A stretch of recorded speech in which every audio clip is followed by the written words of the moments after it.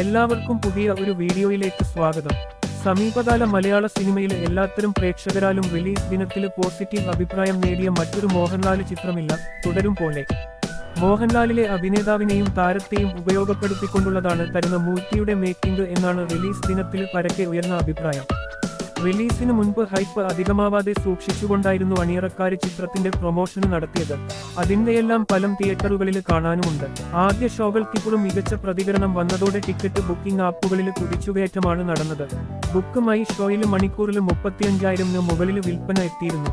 ഇപ്പോഴിതാ ചിത്രത്തിന്റെ ആദ്യ ദിന കളക്ഷന് സംബന്ധിച്ച ആദ്യ കണക്കുകൾ പുറത്തെത്തിയിട്ടുണ്ട്.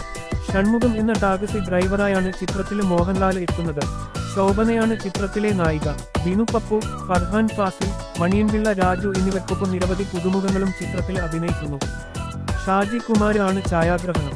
എഡിറ്റിംഗ് നിഷാദ് യൂസുഫ്, ഷഫീഖ് ബി, സംഗീതം ജേക്സ് ബിജോയ്, എക്സിക്യൂട്ടീവ് പ്രൊഡ്യൂസർ അവന്തിക രഞ്ജിത്ത്, ശബ്ദ സംവിധാനം വിഷ്ണു ഗോവിന്ദ്, കലാസംവിധാനം ഗോകുല് ദാസ്. കെ.ആർ. സുനിലിന്റെ കഥയ്ക്ക് തരുന്ന മൂർത്തിയും കെ.ആർ. സുനിലും ചേർന്നാണ് തിരക്കഥ ഒരുക്കിയിരിക്കുന്നത്.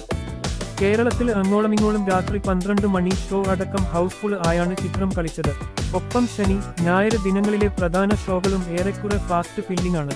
പോസിറ്റീവ് മൗത്ത് പബ്ലിസിറ്റി ചിത്രത്തിന്റെ ഓപ്പണിംഗ് കളക്ഷനെ ഏറെ ഗുണപരമായി സ്വാധീനിച്ചുവെന്നാണ് ട്രാക്കർമാരുടെ കണക്കുകൾ നൽകുന്ന സൂചന. വിവിധ ട്രാക്കർമാർ നൽകുന്ന കണക്കനുസരിച്ച് ചിത്രം ആദ്യ ദിനം കേരളത്തിൽ നിന്ന് 5 മുതൽ 5.33 കോടി വരെയാണ് നേടിയിരിക്കുന്നത്. മറ്റ് സംസ്ഥാനങ്ങളിലെയും വിദേശ മാർക്കറ്റുകളിലെയും വെവ്വേറെ കണക്കുകൾ പുറത്തെത്തുന്നുണ്ട്.